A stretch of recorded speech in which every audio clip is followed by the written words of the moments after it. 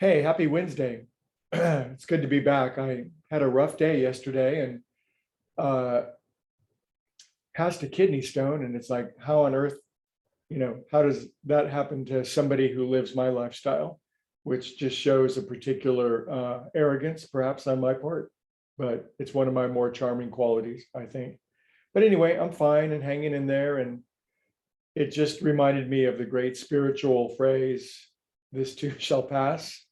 And there just there are just times for us silly humans where that's perhaps the best spiritual axiom we can hang our hat on, is that this too shall pass, because none of us are immune from those times. And they range in severity from mild, medium to intense. And so we've all been through it. We're all going to go through it until we're done being through it. But the phrase, this too shall pass, is certainly comforting. And what does that phrase actually mean? This too shall pass. Well, everything passes away. All mortal temporal experiences are obviously changing into something else. And one of my favorite lessons I've ever learned from any spiritual teacher, I think I can summarize very quickly, is by a spiritual teacher that I really love named Emmett Fox. And he's got a little pamphlet. You can look it up on the internet. It's widely available. He says he wrote it in as few words as possible so that it was accessible to all human beings everywhere, always. But he called it the golden key.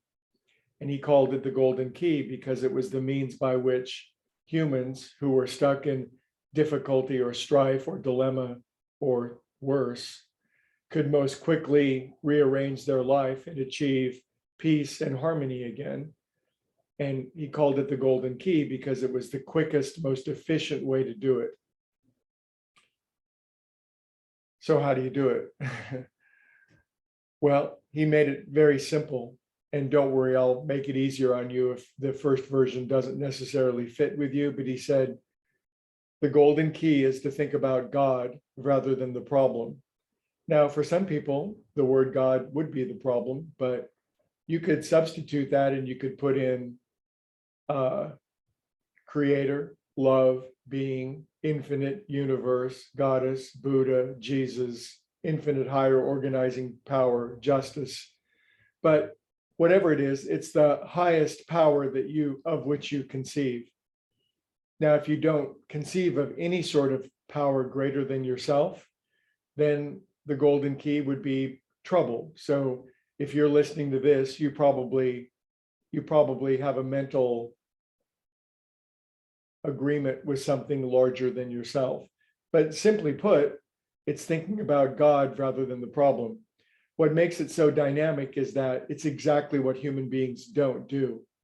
When we're stuck in a problem, we generally think that it's not going to pass anytime soon. And so we struggle with our current mentality, our current state of consciousness in order to solve the problem, which paradoxically is precisely how you make sure that a problem continues on for as long as humanly possible, is to continue to think about the problem.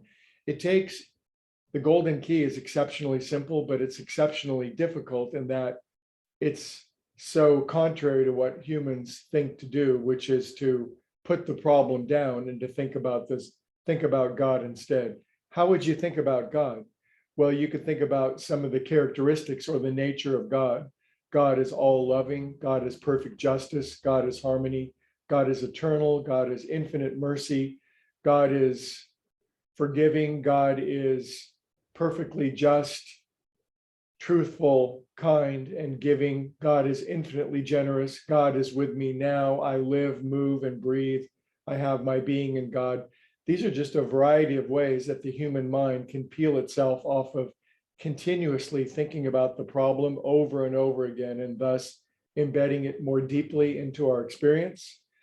So to have the discipline to pause in the middle of difficulty and to put your mind on the highest that you know and rehearse these qualities of thought redirects our consciousness. And since all problems are a function of our current state of consciousness, the golden key really is precisely just that and nothing less. When we can peel our mind off paying attention to a problem, it's won't be very long, sometimes immediately, but certainly sooner rather than later, that the problem will dissolve and this too shall pass. And the golden key is the biggest arrow in our quiver when we're going through difficulty. And often it's the last one that will pull. So the golden key is available on Google. You could look it up. You could read his words. They're far more beautifully written than mine, me speaking off the cuff with a sore tummy.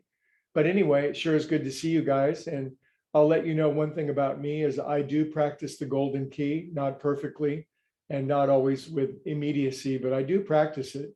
And I have found it to be exactly what it's purported to be, which is the greatest tool that we have to restore harmony, love, peace, joy, and the bliss of being when we're stuck in our self-created dilemmas and delusions.